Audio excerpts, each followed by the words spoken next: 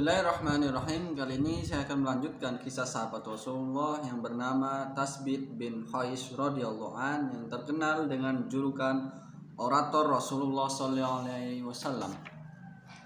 Hasan bin Tasbit adalah penyair Rasulullah SAW dan Islam. Adapun Tasbit bin Qais adalah orator Rasulullah SAW dan Islam.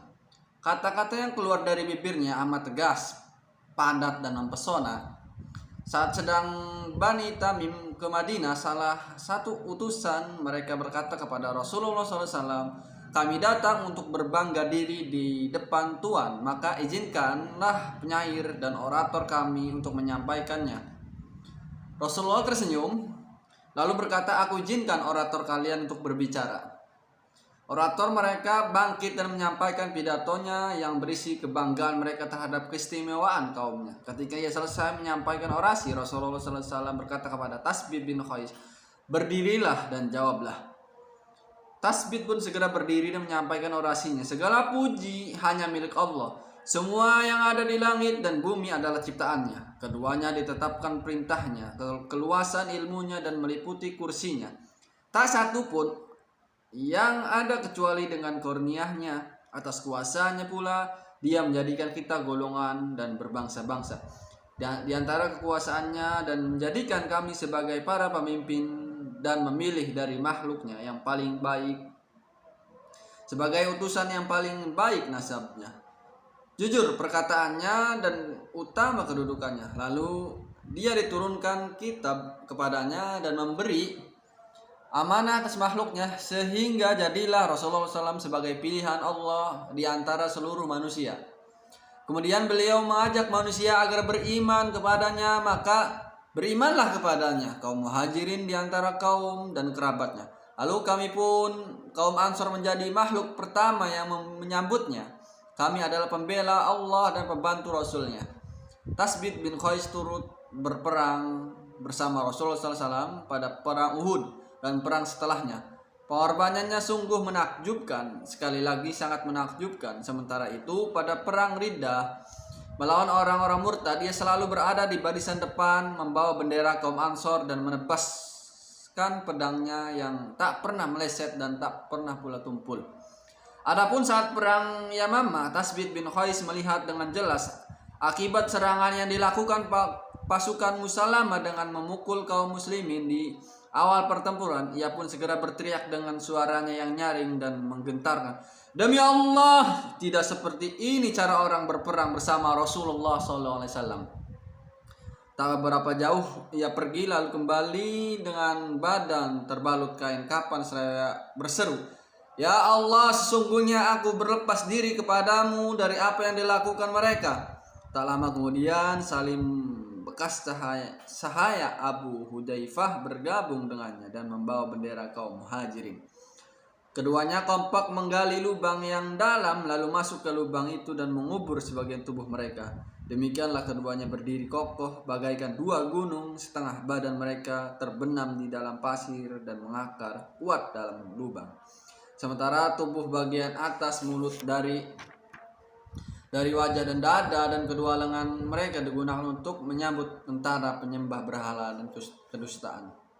Mereka terus menebaskan pedangnya kepada setiap tentara Musalamah yang mendekat hingga keduanya mati syahid di tempat itu juga, dan matahari pun redup terbenam. Namun justru syahid keduanya yang menjadi faktor terpenting bangkitnya semangat sehingga pasukan kaum muslimin kembali pada posisi mereka dan terus menggempur pasukan Musailamah hingga menjadikan mereka debu yang diinjak kaki-kaki para pejuang.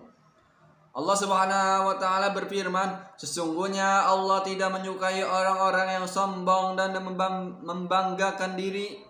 Surat Al-Luqman ayat ke-18. Tasbit bin Qais mengunci pintu rumahnya lalu ia duduk sambil menangis. Cukup lama ia berada dalam kondisi demikian hingga berita ini sampai kepada Rasulullah SAW. Lalu beliau memanggilnya dan bertanya kepadanya. Tasbit menjawab, "Wahai Rasulullah, sesungguhnya aku sangat suka pakaian indah, sendal yang bagus, dan aku sangat takut hal itu membuatku termasuk orang yang sombong." Mendengar jawaban Tasbit, tawa Rasulullah SAW berderai lalu menjawab, "Engkau tidak termasuk diri mereka. Engkau akan hidup baik dan mati sebagai syahid, lalu engkau akan masuk surga. Allah Subhanahu wa taala kemudian berfirman, wahai orang-orang yang beriman, janganlah kamu meninggikan suaramu melebihi suara Nabi, dan janganlah kamu berkata kepadanya dengan suatu suara keras sebagaimana kerasnya suara sebagian kamu terhadap yang lain. Nanti pahala segala amalmu bisa terhapus sedangkan kamu tidak menyadarinya. Surat Al-Hujurat ayat kedua. Untuk sekian kalinya Tasbit mengunci pintu rumahnya dan menangis terseduh-seduh ketika Rasulullah SAW menyadari ketiadaan Tasbit. Lalu beliau segera mengutus orang untuk memanggilnya. Tasbit pun datang lalu bertanya sebab ketiadaannya. Sahabat Rasul ini pun menyatakan, aku adalah orang yang nyaring suaranya dan aku pernah bersuara lebih tinggi daripada suaramu. Duhai Rasul, jika begitu pasti seluruh amalku hancur dan aku menjadi ahli neraka. Namun Rasulullah menjawab, engkau tidak termasuk dari mereka. Engkau akan hidup baik dan mati sebagai syahid, lalu engkau akan masuk ke surga. Kisah mengenai Tasbit bin Qais begitu banyak dan sungguh menginspirasi bagi yang mau membacanya. Sebuah kisah yang tak akan disukai orang-orang yang sempit pikiran dan perasaannya, terutama terhadap dunia material sempit yang bisa mereka raba, lihat dan cium. Meski demikian, kisah ini benar-benar terjadi. Penafsirannya pun sangat mudah dan jelas bagi setiap orang yang mau menggunakan akal budinya. Setelah Tasbit bin Qais gugur sebagai syahid, salah seorang kaum muslimin yang baru memeluk Islam melewati jasadnya. Ia melihat di atas jasadnya tergeletak baju besinya yang berharga. Orang itu berpikir ia berhak untuk memilikinya, lantas ia pun mengambilnya. Baiklah, mari kita mendengar pemilik riwayat ini untuk menuturkan kisah selengkapnya. Ketika salah seorang dari kaum muslimin tidur, Tasbit bin Qais datang dalam mimpinya dan berkata kepadanya, aku akan memberimu sebuah wasiat dan hati-hatilah, jangan sampai kau menganggap ini adalah mimpi belaka sehingga kau menyia-nyiakannya. Ketika aku mati, ada seorang yang melewati jenazahku dan mengambil baju besiku. Laki-laki itu tinggal di paling ujung sana. Ia memiliki kuda yang selalu memberontak dalam tali kekangnya. Ia meletakkan baju besiku dalam sebuah wadah dan di atasnya ada pelana.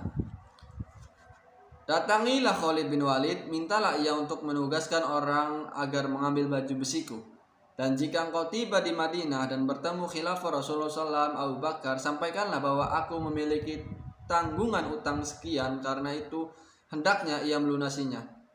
Setelah bangun, orang ini menemui Khalid bin Walid dan menceritakan mimpinya.